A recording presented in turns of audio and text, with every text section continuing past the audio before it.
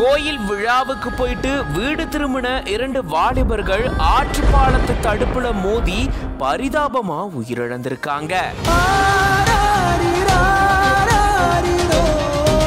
ஒரே நிறுவனத்துல வேலை செஞ்ச இந்த இருவரும் சந்தோஷமா கோயில் விழாவுக்கு போயிட்டு வரும்போது இப்படி ஒரு துயர சம்பவம் ஏற்பட்டிருக்கு. திருவள்ளூர் மாவட்டம் திருத்தணி பக்கத்தில் இருக்கக்கூடிய அரும்பாக்கம் பகுதியை சேர்ந்தவர் 24 வயதான விஸ்வா. இவரும் லட்சுமபுரம் பகுதியை சேர்ந்த சஞ்சய் அப்படின்றவரும் தனியார் நிறுவனத்துல வேலை செஞ்சுட்டு வராங்க. இவங்க 2 பேரும் அரக்கோணம் பக்கத்தில் இருக்கக்கூடிய பள்ளியங்குப்பம் பகுதியில கோயில் விழாவுக்கு போயிருந்திருக்காங்க. போயிட்டு மறுபடியும் வீடு திரும்பிட்டு இருந்திருக்காங்க. அப்போ இவங்களுடைய வாகனம் சென்னை திருப்பதி தேசிய நெடுஞ்சாலையில லட்சுமபுரம் கொசஸ்தலை ஆற்று பாலத்துல வந்துட்டு இருக்கும் போதுதான் எதிர்பாராத விதமா ஆற்றுப்பால தடுப்புல மோதி விபத்து ஏற்பட்டிருந்திருக்கு.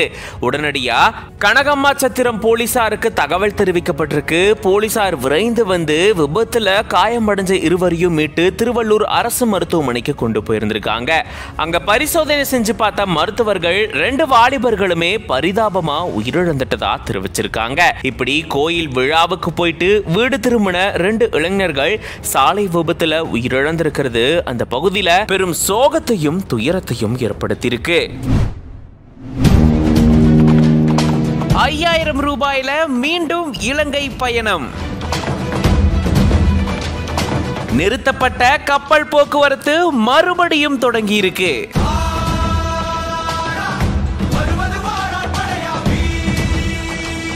நாகப்பட்டினம் துறைமுகத்துக்கு வந்து சேர்ந்திருக்கு பயணிகள் கப்பலான சிவகங்கை.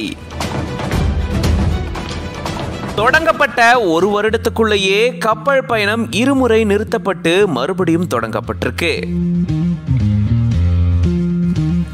நம்ம தமிழகத்தினுடைய நாகப்பட்டினம் துறைமுகத்தில் இருந்து இலங்கை காங்கேசன் துறைமுகம் வரைக்கும் பயணிகள் கப்பல் போக்குவரத்து கடந்த ஆண்டு அக்டோபர் 14ஆம் தேதி பிரதமர் நரேந்திர மோடி அவர்களால் தொடங்கப்பட்டுச்சு. செரியாபாணி அப்படின்ற இந்த பிரம்மாண்ட கப்பல் மூலமா பயணிகள் தங்களுடைய பயணத்தை தொடங்கியிருந்தாங்க.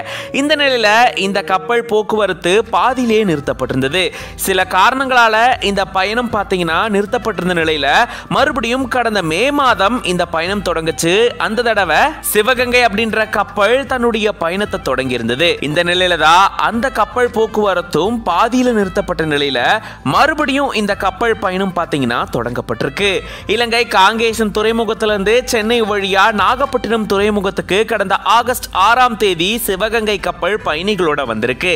இந்த கப்பல்ல ஒருத்தருக்கு சாதாரண வகுப்புல பயணம் செய்யறதுக்கு 5000 ரூபாய் வரைக்கும் வசூலிக்கப்படுறதா கூறப்படுது.